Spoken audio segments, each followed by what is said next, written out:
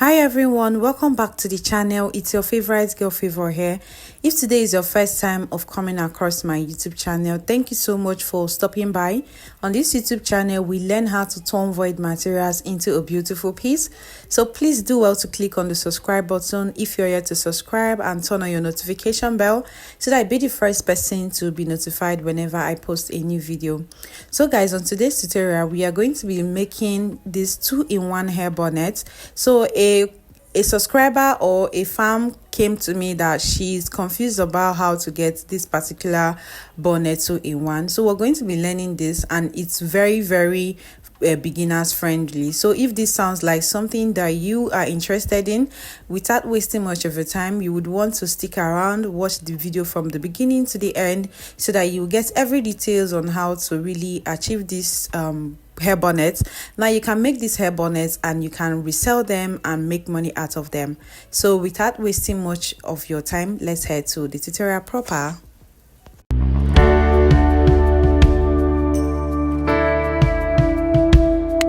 So guys, in today's tutorial, we're going to be making use of this doll face. Now this is a doll face material that we're going to be using. Now I got half yard of each of these colors. Now you can see that I have this to be facial pink and a black. Now in case if you want to sell, in case if you want to make for yourself, you can get half yard or you can get 1 yard of each of the colors that you would want to be working with. So we'll go ahead and open this up down. You can see what I have here. So we'll go ahead and check the wideness of the fabric. So from this point to this point, I have it to be 27 inches at this point here. Okay, so we'll also check what we have at this other side. So from this point here to this point, I have this other side to be 26 inches. Now we are meant to trim this because the both on all the round circumference of this fabric is meant to be equal. So we'll pin the two fabrics together because we're going to be cutting it together. So the first stage of cutting your hair bonnet is that your fabric has to be in a square shape like this. Now after pinning the two fabric, we're going to pick the first edge like this and arrange it properly. You can see the way I'm arranging it to make sure that they are equal. After that first fold, we'll go ahead and pick it a second time from this point. Can you see the way I've picked it? So we'll go ahead and arrange it properly, make sure they are even.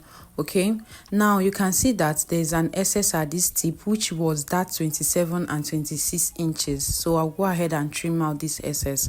Now after trimming it out, we'll go ahead and get the round circumference. You can see at this point to this point, we have it to be 13 inches.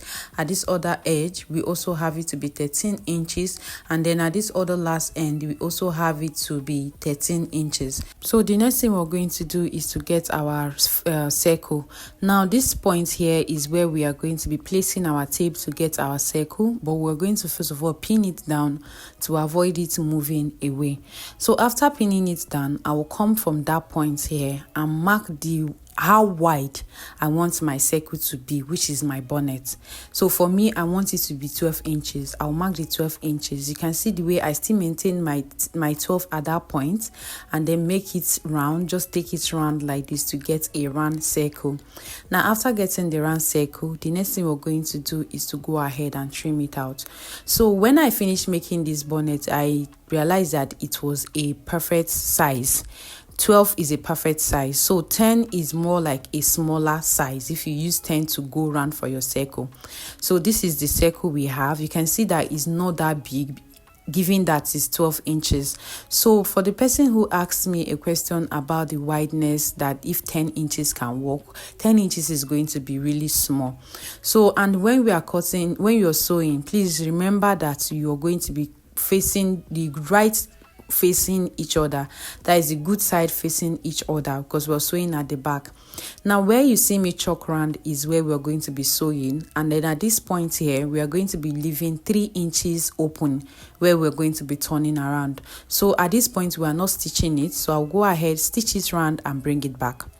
So guys, I've gone ahead now to stitch it out. The next thing we're going to do is to cut out all these excesses. Please do well to cut out these excesses, because if you leave it like this, it's going to not really turn out fine. Okay, so after cutting it out, we're going to go ahead and turn it in out from that 3 inches opening that we left out. Okay, so I've turned it now. See, this is what you are supposed to be getting at this third stage.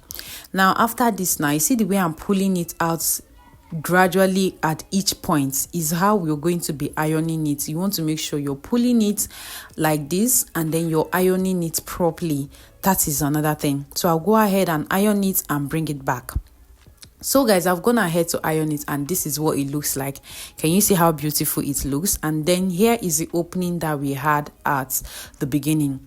Now the next thing we're going to do right now is to flip it over to the wrong side, because you would not want the pink area to be stained. So at this point, you see that ruffle or that plinting that you see at the edges or at the tip of your bonnet.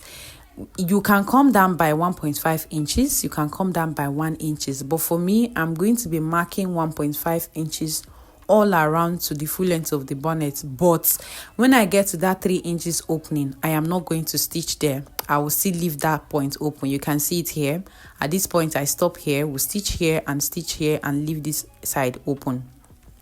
So guys, I've gone ahead now to sew on our chalk that we marked round, and this is what we have. Remember, we did not sew the opening. Now the next thing we're going to do is we are going to be creating an elastic casing where we'll pass our elastic on. So from that 1 inch that we marked first, we're going to come down by half an inch. Just the same way we marked the 1.5 inch, we're going to go ahead and mark it all round the bonnet. So please go ahead and mark it round, and then when I finish marking it round, I will go ahead and stitch on it, and then I will bring it back. Please do not forget that you're not stitching on the 3 inches that we left. Please do not forget. So guys, I've gone ahead now to run a stitch for our elastic case, and this is what we have. Now the importance of running a separate case for your elastic is it helps your bonnet balances. So it's advisable for you not to put elastic on that 1.5 inch that we first of all ran on our bonnet. Now the length of the elastic we're working with is going to be 20.5 inches, which is my head circumference, so you want to take note of that. So we're going to use our septum pin, pass it on it, and then pass it through the elastic casing that we already created, that half an inch that we came down from on that 1.5 inches. So go ahead and take it all round. Okay, so this is the result you are also expecting to be getting from your own end.